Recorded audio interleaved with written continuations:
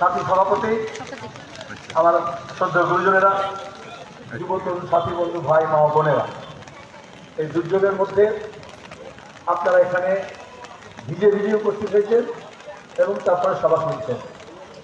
ভালো হয়েছে। অনেকে বলে আপনাদের তো হেলিকপ্টার নেই।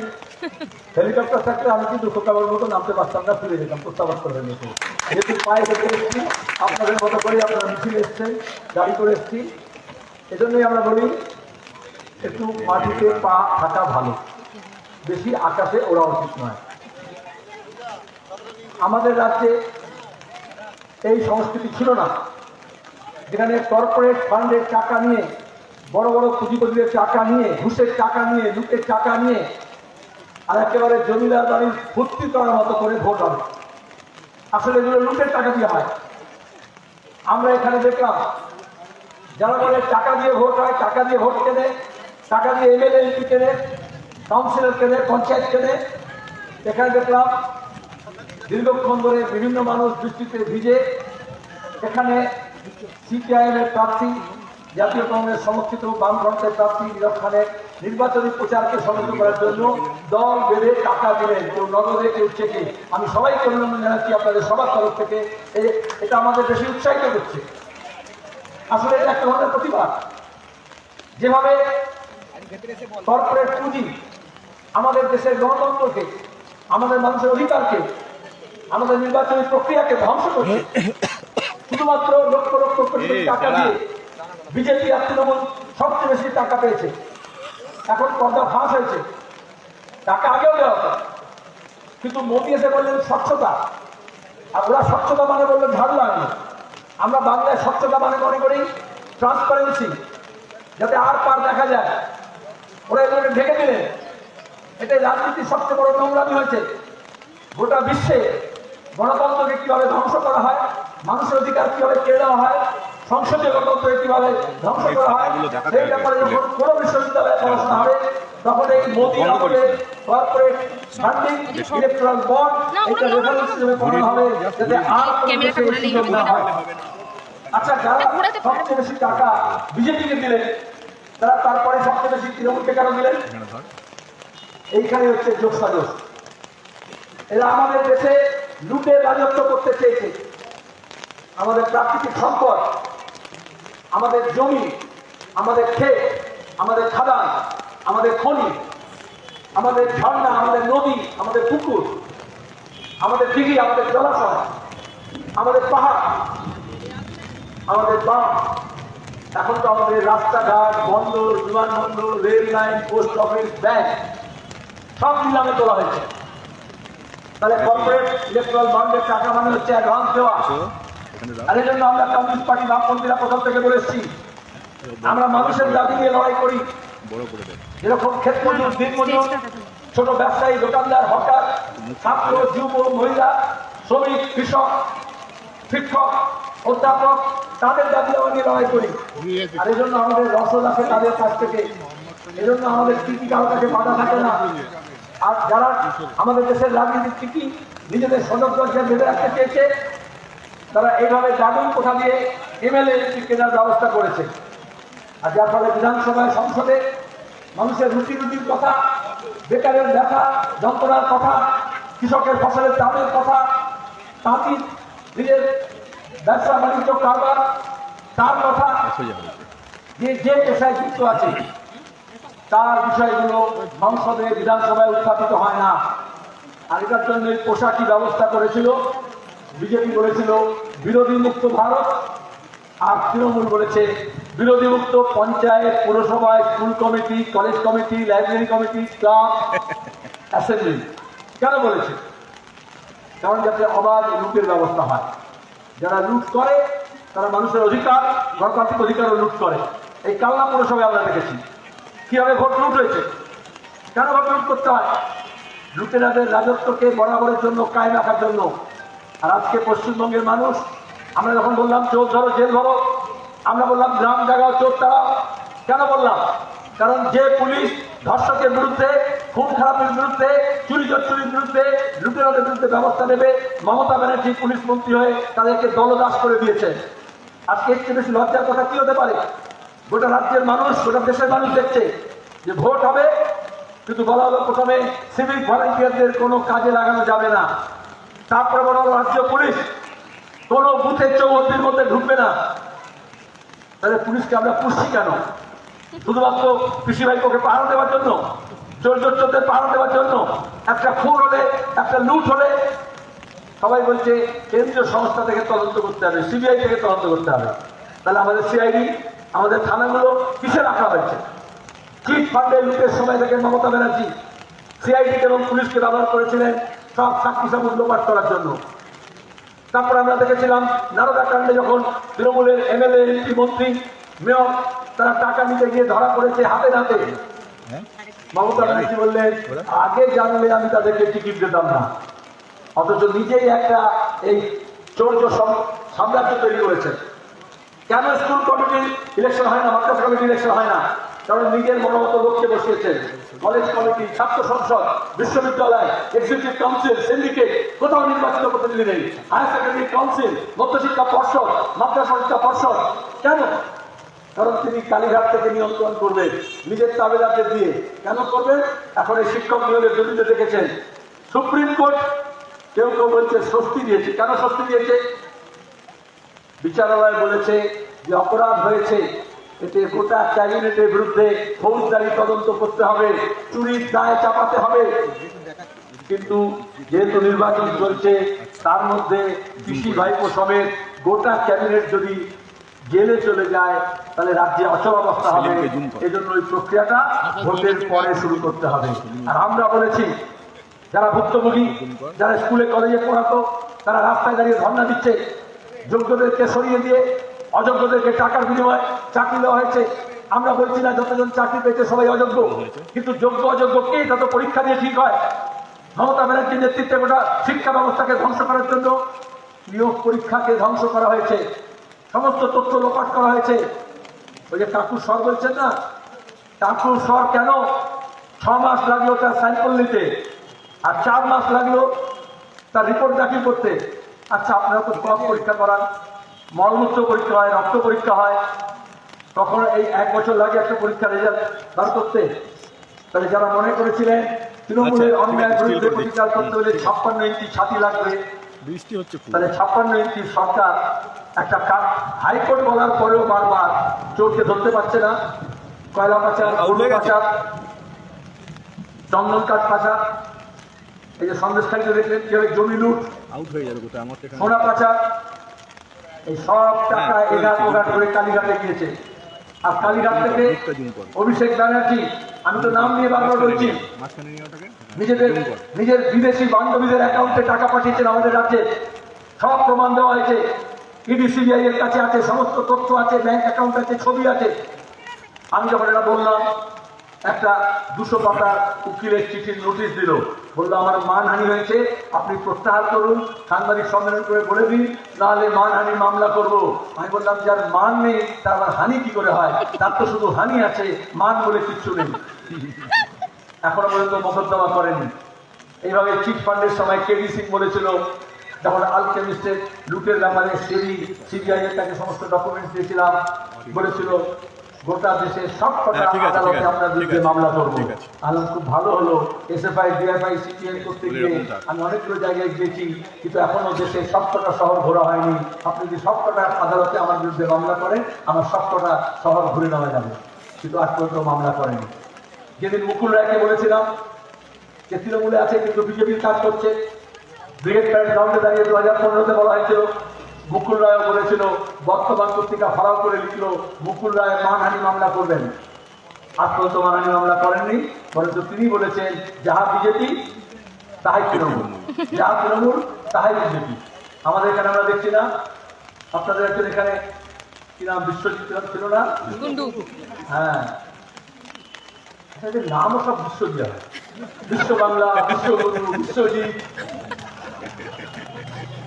আরে নামের আগে বিশ্ব লাগিয়ে দিলে হয় না, বাংলার আগে বিশ্ব লাগিয়ে দিলে কি বাংলা বিশ্ব হয়ে যায়?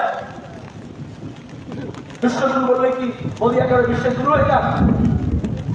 চাকরি চুরি করেছে, আর তারপরে আমরা বললাম চোর ধরো, যে ধরো। বিজেপি কি দেখলো? চোর দেখলো, আর বিজেপি ছেলেতে করে দিল। এখানে দাঁড়িয়ে এই দল বদল নতুন না। আমরা যেমন গণতন্ত্রকে রক্ষা করার কথা বলছি, কর্পোরেট পুঁজির বিরুদ্ধে মানুষের কাছ থেকে অর্থ সংগ্রহ করে নিয়ে ছোট ছোট দান নিয়ে লড়াই করছি, আমাদের ভান্ডার ঘর আছে, আপনাদের সবাকার ঘরে ঘরে, কারণ লড়াইটা মানুষের জন্য। ওরা বললো না, যখন চিট ফান্ডের ব্যাপার নিয়ে বিধানসভায় আমাদের গৌরাঙ্গ চ্যাটার্জি, আমাদের অন্যান্য এমএলএরা যখন প্রশ্ন তুললেন, ওরা মেরে মাথা ফাটিয়ে ক্ষান্ত হলো না, পিজি হাসপাতালে চিকিৎসা করতে দিল না। যখন সন্দেশ খালি নিয়ে এই যে নারীদের অত্যাচার, জমি দখল, লুট, যখন আমাদের নিরাপদ সন্ধ্যা তৎকালীন এমএলএ বললেন, তখন বিধানসভায় মাইক বন্ধ করে দেওয়া হলো। এখন সব খবরের কাগজ টেলিভিশনগুলো রাত দিন সন্দেশ খালি করছে। তো তখন একজন খবরের কাগজ টেলিভিশন লেখেনি, বলেনি যে কেন মাইক বন্ধ করা হলো। কে মাইক বন্ধ করেছিল? সোনালী গুহ। সে তখন মমতা ব্যানার্জির ছায়া সঙ্গী, এখন সে কোথায় আছে? বিজেপিতে। এই শিক্ষক নিয়োগের দুর্নীতি হোক, পরিবহনের দুর্নীতি হোক, দমকলের নিয়োগ, পুলিশের নিয়োগ, কোঅপারেটিভের নিয়োগ, বিশ্ববিদ্যালয়ের নিয়োগ, সব নিয়োগে দুর্নীতি হয়েছে। আর সেখানে দাঁড়িয়ে আজকে যে শুভেন্দুকে বলা হচ্ছে বিরোধী নেতা, সে এটার সঙ্গে ভাগ পেয়েছে, শুধু না নিজে করেছে। মমতা ব্যানার্জি বলেছেন যে আমি ওকে চাকরি দিয়েছিলাম মেদিনীপুরের জন্য, পুরুলিয়া বাঁকুড়ার জন্য, ও সব মেদিনীপুরে দিয়ে দিল। তারপরে কোনো স্বীকার করলেন উনি চাকরি বিলি করেছিলেন। আজকে এটা প্রমাণিত হলো। আমরা বলেছি কোনো যোগ্যের চাকরি যাবে না, কিন্তু যারা টাকার বিনিময়ে চাকরি নিয়েছে তাদের বলতে হবে তাদের টাকা দিয়েছে, সব অপরাধীকে ধরতে হবে। আর যারা অযোগ্য বলছে তারা অযোগ্য না, তারাও সুযোগ পেলে যোগ্যতা প্রমাণ করতে পারে।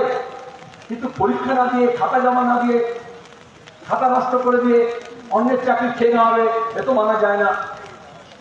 আর এরা যখন লড়াই করছিল, বিজেপি সরকার এত দুর্নীতির বিরুদ্ধে, এখন মোদী কথা বলছে, প্রধানমন্ত্রী থেকে মানব সংসাধন মন্ত্রী থেকে সব রকমের মন্ত্রী, এমপি, এমএলএ এর কাছে এই চাকরির প্রার্থীরা চিঠি দিয়েছিলেন, আবেদন জানিয়েছিলেন। পার্লামেন্টে কোনো আলোচনা হয়নি, বিধানসভায় কোনো আলোচনা হয়নি, কেন্দ্রীয় সরকার কোনো তদন্ত করেনি। অথচ শিক্ষার বাজেটে রাজ্য সরকারের যেমন ভূমিকা আছে, কেন্দ্র সরকারের ভূমিকা আছে, তদন্ত করতে পারত। যখন ওরা মার খেয়েছেন, লাঠি খেয়েছেন, থানায় নিয়ে গেছে, আমাদের ছাত্র যুব সংগঠন তাদের পাশে দাঁড়িয়েছে, সে একইভাবে আইনজীবীরা আদালতে গিয়ে যখন সমস্ত তথ্য পেশ করেছেন, তখন সত্য উদ্ঘাটিত হয়েছে। কেন বিজেপি করলো না? কারণ চোর কখনো চোরকে ধরে না, লুটেরা কখনো লুটেরাকে ধরে না। এখানে যেমন আপনারা দিদির লুট দেখছেন, ওরকম দিল্লিতে মোদির লুট চলছে। আমরা যখন লুটের বিরুদ্ধে বলি, আমরা বলি দিদির লুটো বন্ধ করতে হবে, মোদির লুটো বন্ধ করতে হবে।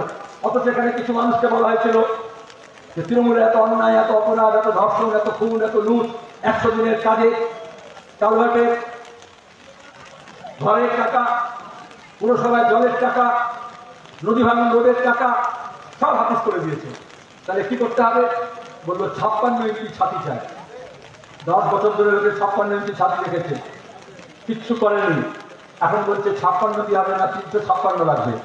আমরা বলছি কোনো 56 দিয়ে হবে না, কোনো 356 দিয়ে হবে না। বাংলার মানুষ জাত পাত, ধর্ম, বর্ণ, পূর্ব পশ্চিম, উত্তর দক্ষিণ মিলে যদি একসাথে দাঁড়ায়, তাহলে নবান্ন থেকে ওই চোর চোরটাদের টেনে হিঁচড়ে আমরা নিচে নামাতে পারি। সেই শক্তির জন্য নতুন উদ্যোগে আজকে বামপন্থীরা তারা কোমর বেঁধেছে। আমরা বললাম আমরা একটা বামপন্থীরা হাতে পারবো না, আমাদের শক্তি সঞ্চয় করতে হবে, আরো বন্ধু জোগাড় করতে হবে। এবারে লোকসভা নির্বাচনে আমরা এই প্রথম 42টি আসনে জাতীয় কংগ্রেস এবং বামপন্থীরা একসঙ্গে আমরা সমঝোতা করে লড়ছি। দার্জিলিং এর হামলাপাটির মতো সংগঠন, বিভিন্ন সামাজিক সংগঠন, বিভিন্ন ব্যক্তি, গোষ্ঠী যে রাজনীতি করেন না এমন, তারা সবাই যোগ দিয়েছেন নতুন উদ্যোগে। কারণ আমরা দেশকে বাঁচাতে চাইছি, রাজ্যকে বাঁচাতে চাইছি। 3 দফার ভোট হয়ে গিয়েছে। আপনারা জানেন আমি নিজে মুর্শিদাবাদে প্রার্থী ছিলাম তৃতীয় পর্যায়ের ভোটে। 3টি দফার ভোট হয়েছে। বাংলায় তৃণমূলের দফা রফা হয়ে গিয়েছে। এইভাবে দাঁড়িয়ে তৃণমূলের যত হাওয়া পাতলা হচ্ছে, গোটা দেশে একইভাবে বিজেপির হাওয়া পাতলা হচ্ছে। এই বিজেপি শুরু করেছিল 400 পাঠ।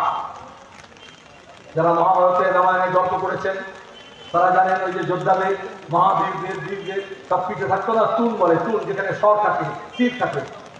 তারপর সেই সব স্বর নিক্ষেপ করা হয়েছে। 370, ইউসিসি, সিএ, এনআরসি, নতুন পার্লামেন্ট ভবন, রাম মন্দির, কিচ্ছু বাদ দেয়নি। বিজেপি গোটা তুল খালি হয়ে গেছে, আর কোনো অস্ত্র নেই। এখন আর 400 বার বলছে না। কারণ আমরা প্রথম থেকে বলেছিলাম, আসলে প্রশ্ন হচ্ছে মানুষের রুটি, মানুষের রুজি, আয় কমছে, আয় স্রোত কমছে, ব্যয় বাড়ছে। মোদী বলেছিলেন বছরে 2 কোটি বেকারকে কাজ দেব, তাহলে 10 বছরে 20 কোটি বেকারকে কাজ দিতেন। এখন দাঁড়িয়ে নতুন করে গ্যারান্টি বলতে হতো না।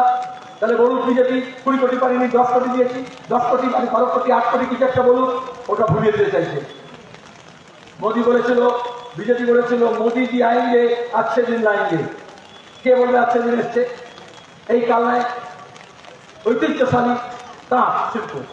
গতকাল আমি শান্তিপুরে ছিলাম, আমি নিজে এক সময় খাদি বোর্ডের চেয়ারম্যান ছিলাম। আমি মুর্শিদাবাদে যেখানে লড়েছি, সেখানে হরিহরপাড়া, ইসলামপুর সব তাঁতের কেন্দ্র ছিল। তাঁতগুলো বন্ধ হয়ে গেছে, তারা পরিযায়ী শ্রমিক হয়েছে। মোদী যখন এসেছিলেন বলেছিলেন বেনারসে আমি বেনারসি শাড়িকে একেবারে বিশ্বমানের করে দেবো। তারপরে গোটা তাঁতের খরচ, হ্যান্ডলুমের খরচ সব বেনারসে নিয়ে গিয়েছেন। গোটা দেশে তাঁত শিল্প ঢুকছে। আমাদের মতো দেশে সবচেয়ে বেশি মানুষ শতাব্দী বা শতাব্দী ধরে কৃষিতে কাজ করতেন, আর তারপরে মানুষ ছিল তাঁতের জন্য। এই বাংলায় ওলন্দাজ, ফরাসি, ইংরেজ কেন এসেছিল? এই সপ্তগ্রাম, এই কালনা, এই কাটোয়া, এই নবদ্বীপ, এই গোটা গঙ্গা চূড়া ধরে। কারণ এখানে যেমন আমাদের ফসল ফলাত কৃষক, তেমনি হাতের কাজে গোটা বিশ্বমানের কাপড় তৈরি করত। সেটা লুট করতে এসেছিল ইস্ট ইন্ডিয়া কোম্পানি। আর এখন দাঁড়িয়ে ওয়েস্ট ইন্ডিয়া কোম্পানি নতুন করে লুট করছে। ওরা মীর জাফরকে পেয়েছিল, উমিচাঁদকে পেয়েছিল, জগৎ শেঠকে পেয়েছিল, আর এরা পিসি ভাইপোকে পেয়েছে। তাদেরকে ব্যবহার করে বাংলাকে লুট করার ব্যবস্থা করা হয়েছে। আমাদের লড়াই, আমাদের হক ফিরে পাওয়া, আমাদের অধিকার ফিরে পাওয়া। গণতন্ত্রকে তারাই শেষ করে যারা দাঁড়িয়ে মানুষের অধিকার কেড়ে নিয়ে চেষ্টা করে, যাতে সম্পদ লুট করতে পারে। আমাদের সম্পদকে আমাদের বাঁচাতে হবে। এই নির্বাচন কোনো সাধারণ নির্বাচন নয়, অসাধারণ নির্বাচন। আমাদের সংসদীয় গণতন্ত্র, আমাদের যুক্তরাষ্ট্রীয় কাঠামো, আমাদের সাংবিধানিক মূল্যবোধ, আমাদের সাংবিধানিক ভিত্তি কোনোটা থাকবে না। আমরা দেশের স্বাধীনতার লড়াই লড়েছি। মত পথ গণতন্ত্রে আলাদা হতে পারে। কংগ্রেস সঙ্গে আমাদের আলাদা মতে বিরোধ ছিল, তখনও ছিল, এখনো আছে। স্বাধীনতা আন্দোলনের সময় অহিংস পথে আন্দোলন হবে না সহিংস পথে আন্দোলন হবে, শ্রমিক কৃষকরা অংশগ্রহণ করবে নাকি শুধুমাত্র বিলেত ফেরত ব্যারিস্টাররা করবে, এ নিয়ে লড়াই ছিল। কিন্তু লক্ষ্য এক ছিল, ইংরেজকে তাড়াবো, স্বাধীনতা লড়াই করবো, স্বাধীনতা অর্জন করব। এটা লক্ষ্য। আজকেও দাঁড়িয়ে কংগ্রেসের সঙ্গে আমাদের সমঝোতা হয়েছে, কারণ লক্ষ্যটা এক, দেশের লুটপাট বন্ধ করতে হবে, দাঙ্গা হাঙ্গামা বন্ধ করতে হবে, সাংবিধানিক শাসন বজায় রাখতে হবে, যুক্তরাষ্ট্র কাঠামোকে বাঁচায় রাখতে হবে। আর তা আমাদের মণিপুরের ডাবল ইঞ্জিনের সরকারের মধ্যে যা হচ্ছে, গত 1 বছর 5 দিন ধরে প্রতিদিন ওখানে নারী নির্যাতন হচ্ছে, ধর্ষণ হচ্ছে, মানুষ খুন হচ্ছে। কেন্দ্র সরকার, রাজ্য সরকার বিজেপি চালায়। মণিপুরে আগেও নাগা কুস্তি মেয়েরা ছিল, খ্রিস্টান ছিল, হিন্দু ছিল, কিন্তু কখনো ধর্মের নামে, জাতপাতের নামে, ধর্মস্থানের নামে এইভাবে দাঙ্গা হয়নি। আজকে যেভাবে হচ্ছে, আমরা কি আমাদের উত্তরবঙ্গকে মণিপুর হতে দেবো? আমরা কি নতুন করে আমাদের পশ্চিমবঙ্গে অশান্তি তৈরি করবো?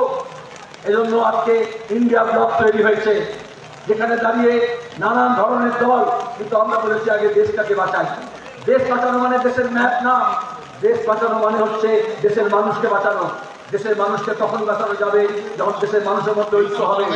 আপনি যদি একটা পরিবার চালান, পরিবারের হেড হিসেবে আপনার প্রথম কাজ হবে পরিবারের শান্তির জন্য সব সদস্য যাতে মনোমালিন্য না হয়, একরকম থাকে, ঐক্য থাকে, তাহলে প্রতিদিন টানাপোড়েন হবে। তাহলে আজকে দেশের যারা দেশ চালাচ্ছে, দেশের নায়ক, দেশের প্রশাসক, তারা দেশে যে নানান রকমের মানুষজন আছেন, জনগোষ্ঠী আছে, তাদের মধ্যে ঐক্য তৈরি করার দরকার শান্তির জন্য। তার বদলে বিভেদ, হিংসা দেশ বাড়াচ্ছে। আমরা স্বাধীনতার সময় থেকে বলে এসেছি, নানা ভাষায়, নানা মত, নানা পরিধান, বিবিধের মাঝে দেখো মিলন মহান। আমাদের এখানে গুলি আলাদা, খাদ্যাভ্যাস আলাদা, পোশাক আলাদা, তা আলাদা। এই বৈচিত্র্যের মধ্যে ঐক্যকে রক্ষা করতে হবে। আর এই ঐক্যকে রক্ষা করতে হলে যে রাজনৈতিক সংগ্রাম করতে হয়, তার মধ্যে বৈচিত্র্য থাকবে, আলাদা মত, আলাদা পথ থাকবে। রামকৃষ্ণ পরমহংসদেব বলেছেন, যত মত তত পথ। কিন্তু সেই মত, সেই পথ নিয়ে নিজেদের মধ্যে বিভেদ তৈরি করার কোনো মানে হয় না, কারণ লক্ষ্য যদি এক থাকে। अपने अपने धर्म का मत मचाओ शोर, अपने अपने धर्म का मत मचाओ शोर, रास्ते सब जाते हैं एक ही घर की ओर। আর এই জন্যই আজকে দাঁড়িয়ে ঐক্যের শুরু হয়েছে।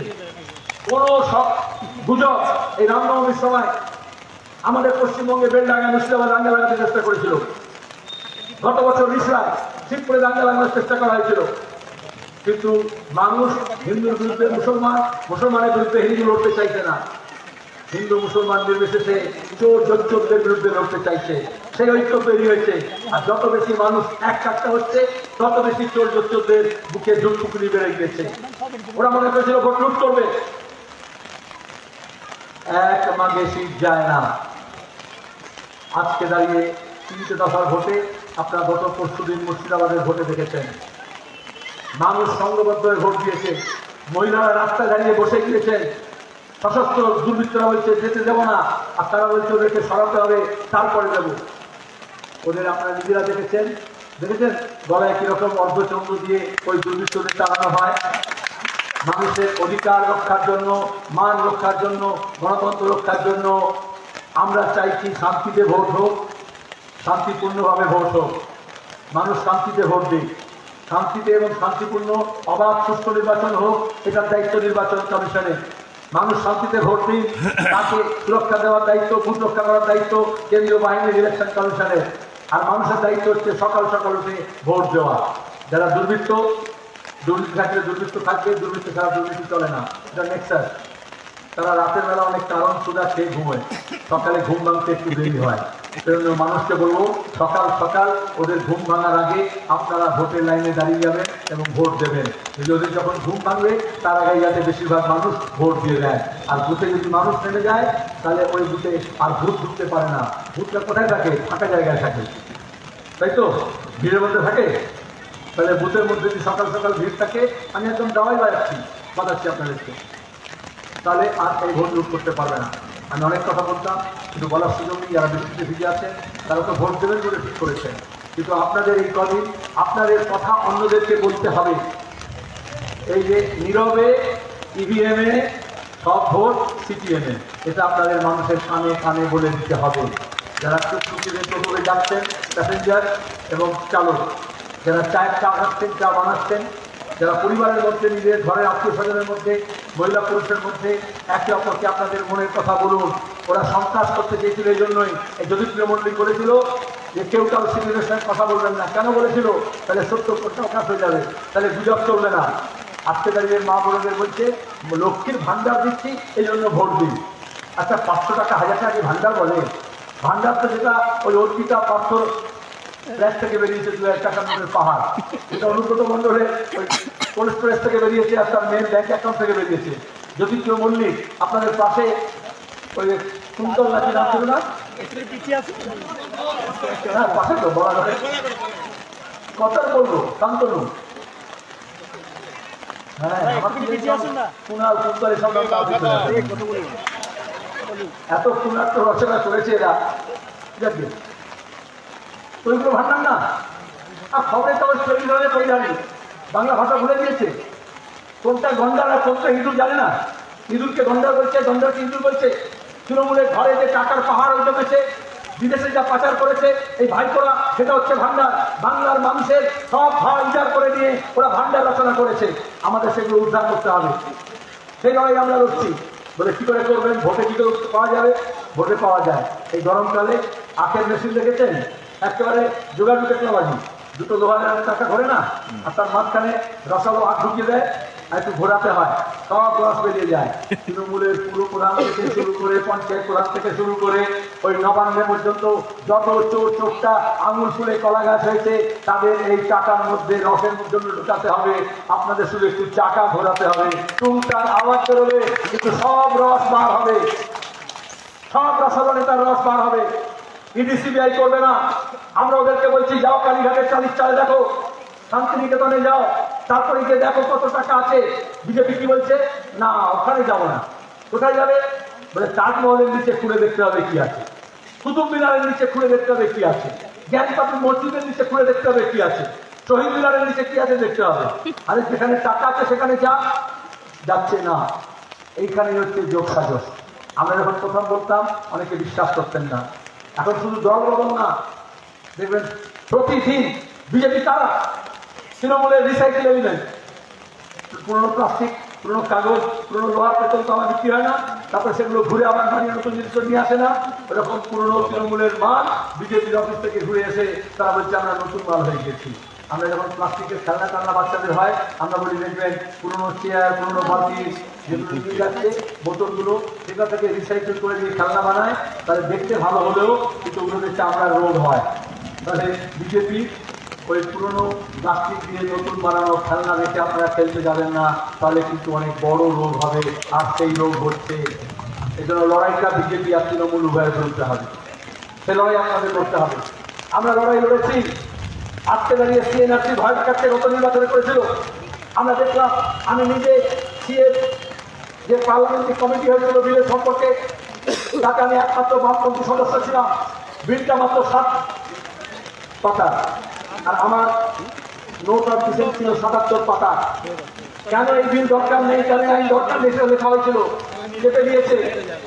আজকে দাঁড়িয়ে আপনারা দেখছেন মমতা ব্যানার্জি বলে নাকি আমি সিএর বিরুদ্ধে, অথচ পার্লামেন্টে যখন আলোচনা হলো তার তৃণমূলের এমপিদের ভূমিকা কি ছিল আপনারা জানেন। মঙ্গলবার বিধানসভা উপনির্বাচন ছিল 78 সালে, এইভাবে রাজনীতির ইতিহাস। সেখানে দাঁড়িয়ে অসমীয়া জাতীয়তাবাদীরা বলেছিল এই ভোটার লিস্টে বাংলাদেশিদের নাম আছে, ভোট করতে দেবো না। আর মমতা ব্যানার্জি, এটা 4 দশক আগে, আর মমতা ব্যানার্জি 2 দশক আগে যখন বিজেপির সঙ্গে ছিলেন, আপনারা করেছিলেন, তখন পার্লামেন্টে গিয়ে আমাদের এখানকার ভোটার লিস্ট ছুড়ে ফেলেছিলেন স্পিকারের টেবিলে, আর বলেছিলেন এর মধ্যে বাংলাদেশি ভোটার লিস্ট আছে। 4 দশক ধরে আরএসএস বলেছে বাংলাদেশি অনুপ্রবেশকারী, কোনোদিন পাকিস্তানি অনুপ্রবেশকারী বলেছে, কোনোদিন ভুটানি অনুপ্রবেশকারী বলেছে, কখনো শ্রীলঙ্কার অনুপ্রবেশকারী বলেছে, কোনোদিন নেপালি অনুপ্রবেশকারী বলেছে। কারণ বাংলা ভাষা বাঙালি জাতিকে স্টিগমাটাইজ করতে চেয়েছে, বলেছে তোমাদের আমার দেশ হয়ে গেছে, তোমরা এখানে কেন আছো। আজকে পোশাক দেখে, মাছ খাওয়া দেখে শুধু কটাক্ষ করে না, বুলডোজার পরিবেশ করছে। আমাদের পরিযায়ী শ্রমিকরা কে চিড়ে খায়, কে মুড়ি খায়, মনে করছে তারা বিদেশি। এখন তো বিদেশি বলে না, বাংলাদেশিও বলে না, আর এখন খবরের কাগজগুলো অনুপ্রবেশকারী বলে না, বলে আপনারা সবাই দরখাস্ত করুন, আপনাদের নাগরিক করবো। কেন? এই বাংলায় কোনোদিন আমরা কে পূর্ব বাংলা থেকে এসছে, কে পশ্চিম বাংলার লোক কোনো ভাগ দেখেছি? লাল ঝান্ডা নিয়ে উদ্বাস্তু প্রবাসন ছিন্নমূল মানুষের জন্য লড়াই করেছে আমাদের পূর্বসূরীরা। সমর মুখার্জি এখানকার মানুষ ছিলেন, ঘটি ছিলেন, কিন্তু কলোনি আন্দোলনের নেতা ছিলেন। লড়াই হয়েছে, তারপরে মানুষ নিজের পায়ের তলায় মাকে খুঁজে পেয়েছে।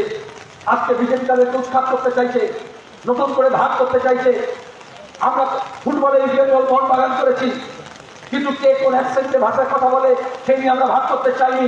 আজকে নতুন করে ভাগ করতে চাইছে। কথা হচ্ছে রুটি, কথা হচ্ছে রুজি, কথা হচ্ছে তাঁতের, কথা হচ্ছে কৃষি, কথা হচ্ছে ব্যবসা বাণিজ্যের দোকানে। এই সব মহকুমা শহরগুলো ক্রমাগত বাজার বাড়ছিল, কারণ মানুষের ক্রয় ক্ষমতা বাড়ছিল। আজকে মানুষের আয় নেই, রোজগার নেই, রোজগার কমছে, যার ফলে বাজার সংকুচিত হচ্ছে। ব্যবসা বাণিজ্য আরো বাড়তো যদি যোগাযোগ ব্যবস্থা বাড়তো, শুধু সড়ক না, নদী পথে এসব জায়গাগুলো গড়ে উঠেছিল। আদি সপ্তগ্রাম থেকে নদী পথে 40 বছর আগে আমাদের পার্লামেন্টে আইন হয়েছে, জাতীয় নদীপথ 1 নম্বর হচ্ছে এইটা গঙ্গা। সেখানে 2 মিটার নাব্যতা করা দরকার। নমামি গঙ্গের নাম করে গঙ্গা আরতির ব্যবস্থা করা হয়েছে, বেনারসকে সাজানো হয়েছে। কিন্তু বিজেপি সরকার, মোদী সরকারের এই পিএমপিআর এর আগে সবচেয়ে বড় দুর্নীতি ছিল, ইলেকট্রাল বন্ডের আগে সবচেয়ে বড় দুর্নীতি হচ্ছে 22,000 কোটি টাকা গঙ্গা ভাঙন রোধ করার টাকা, গঙ্গার নাব্যতা বাড়ানোর টাকা, গঙ্গার জলপথকে বাঁচানোর কথা, গঙ্গার ঘাটগুলো নতুন করে পুনর্নির্মাণ করার কথা, আর গঙ্গাকে পরিশোধন করার কথা। ভুলে যাবো আমরা? বন্যীবনের যোশী চেয়ারম্যান ছিলেন, আমি নিজে সদস্য ছিলাম, পার্লামেন্টের কমিটির রিপোর্ট আছে। প্রথম দুর্নীতি হচ্ছে এই গঙ্গার টাকা বিজেপি আর তৃণমূল মিলে লুট করেছে। নতুন করে গঙ্গা ভাঙন হচ্ছে। আমাদের সময় আমরা লড়াই করেছিলাম। আজকে ফারাক্কা থেকে, মুর্শিদাবাদ থেকে, একেবারে মালদা থেকে শুরু হয়েছে, আর সর্বত্র জায়গায় আমি মুর্শিদাবাদ এখানে দাঁড়িয়েছি। একটা গোটা অঞ্চল পঞ্চায়েত গঙ্গার মধ্যে চলে গিয়েছে, একটা পঞ্চায়েত কমে গিয়েছে। তাহলে তো ভাঙছে, ভাঙবেই, কারণ বিজেপি তৃণমূল গড়তে জানে না, এরা ভাঙতে জানে। এরা মানুষের ঐক্য ভাঙছে, এরা সেতু ভাঙছে, এদের সময় নদীও ভাঙছে, এদের সময় মানুষের সম্পর্ক ভাঙছে। এজন্য আমরা নতুন করে জোড়া হওয়ার জন্য বাম কংগ্রেস একটা হয়েছি, আমরা সেতু বন্ধন করতে চাইছি, আমরা নতুন করে পার মারতে চাইছি, নতুন করে আমাদের সভ্যতাকে রক্ষা করতে চাইছি, আর তার জন্য আপনাদের কাছে আহ্বান জানাচ্ছি। তবে বিরোধ খান আমাদের বামফ্রন্ট মনোনীত সিপিএমের প্রার্থী কাস্তিয়া করিতা, তার জন্য আপনাদের কাছে আবেদন জানাতে এসেছি। কিন্তু শুধু আবেদনে হবে না, ভোট লড়ে করাতে হবে। হবে লড়াই? আমার গলা ভিজে গেছে, আপনাদের ভিজে গেছে? হবে লড়াই? পেছনে যারা আছে হবে লড়াই? একসাথে হবে। নীরবের নাম নীরব, কিন্তু ভোটটা সরবে করতে হবে। আর जो वोट लूट करने आएगा, जो बक्सा बदलने आएगा, उसका नक्शा बदल कर रख दिया जाएगा। এই শপথ আপনারা নেবেন। হবে লড়াই? ইনকলাব।